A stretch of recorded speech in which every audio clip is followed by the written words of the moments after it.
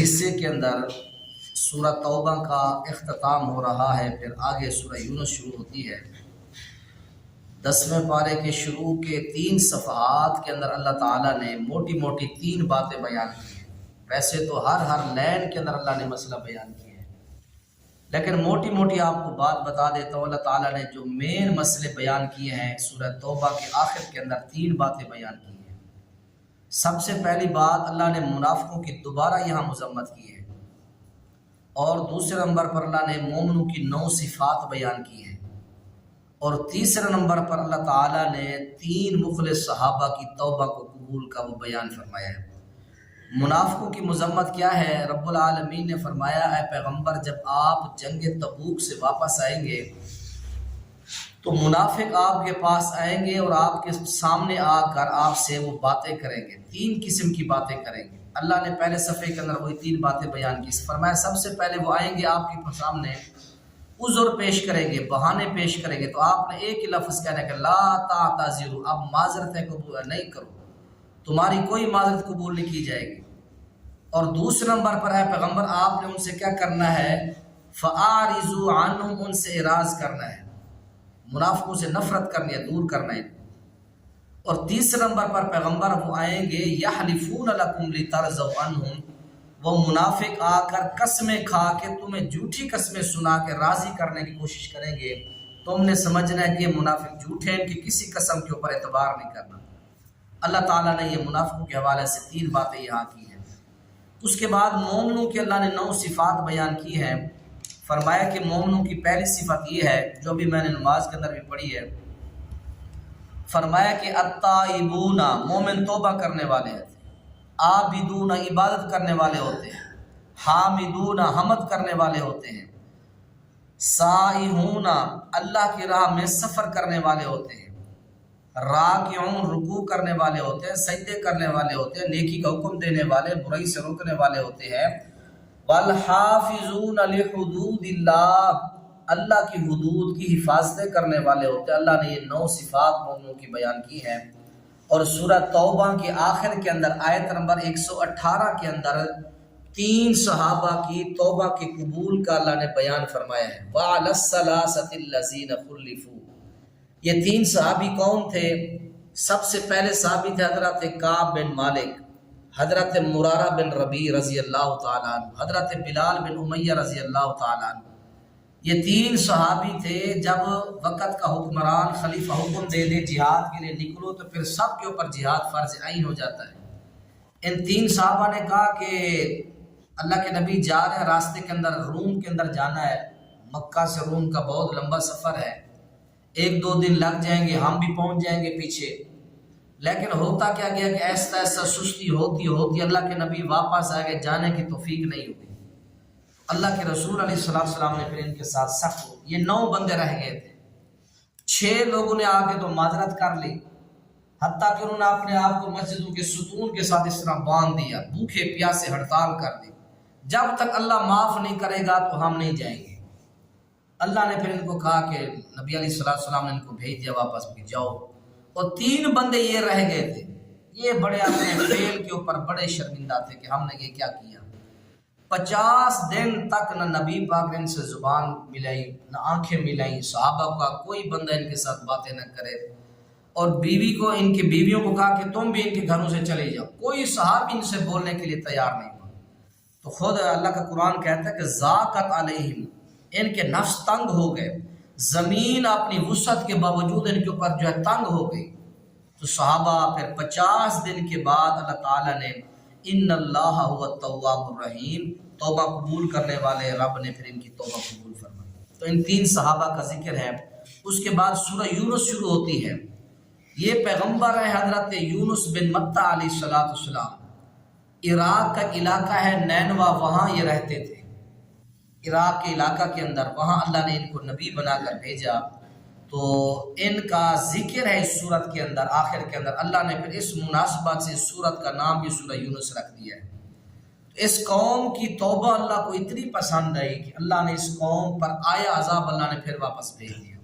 یہ بڑی عظیم سچے لوگوں کی داستان ہے ساری۔ تو اس کا خلاصہ کلام پوری سورت کا یہ ہے، اللہ تعالیٰ نے سب سے پہلے صفحے کے اوپر سورہ یونس 11ویں پارے کے اندر اللہ تعالیٰ نے نبی کی رسالت کو پہلے بیان کیا اور اپنی توحید کو بعد میں بیان کیا ہے۔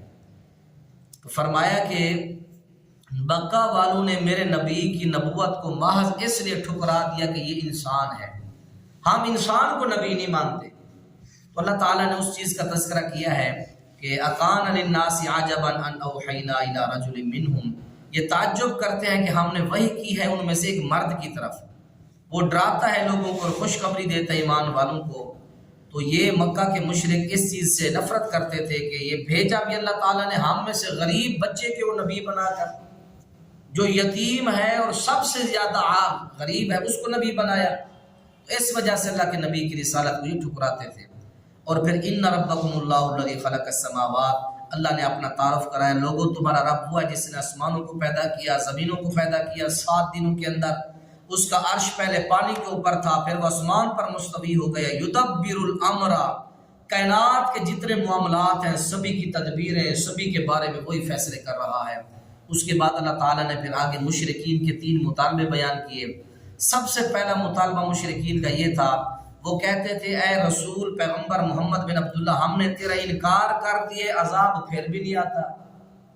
اللہ نے فرمایا کہ وَلَوْ يُعَجِّلُ اللَّهُ لِلنَّاسِ، اگر ہم لوگوں کے مطالبات کے اوپر ان کو عذاب دینا شروع کر دیں، لَقُضِيَ بَيْنَهُمْ لَقُضِيَ إِلَيْهِمْ آجَلُهُمْ، پھر لوگ جلدی تباہ و برباد ہو جائیں گے۔ ہم مہلت دیتے ہیں منکرین کو، مہلت دیتے ہیں ان کو۔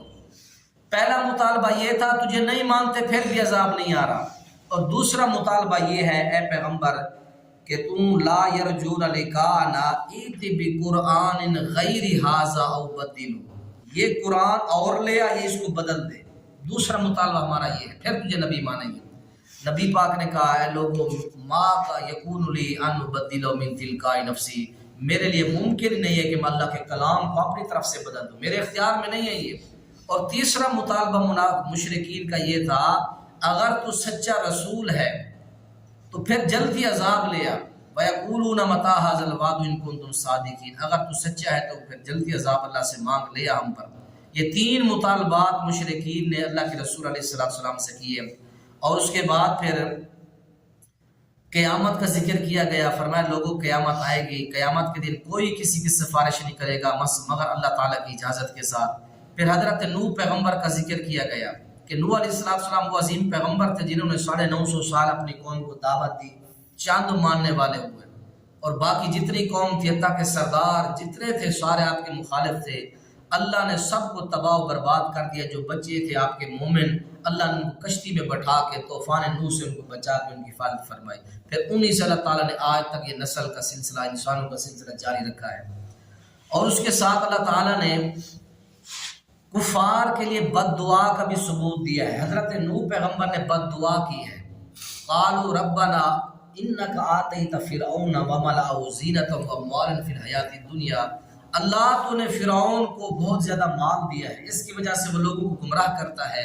اللہ ربنا اطمس علی اموالہم واشدد علی قلوبہم، اللہ فرعون کے مال کو برباد کر دے، اللہ فرعون کے اوپر اپنی اس پکڑ کو سخت کر دے۔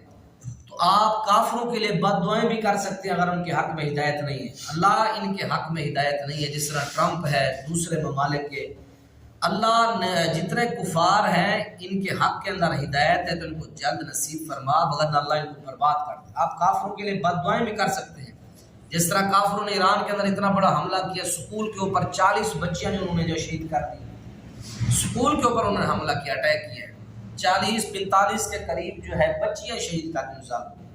تو ان ظالموں کے لیے شدید بد دعائیں کیا کریں ہر نماز کے اندر، تاکہ اللہ ان کو جلدی برباد کرے، کیونکہ ان کے حق میں ہدایت نہیں ہے، کیونکہ انہوں نے لاکھوں کی تعداد کے اندر بچے فلسطین کے اندر شہید کیے ہیں،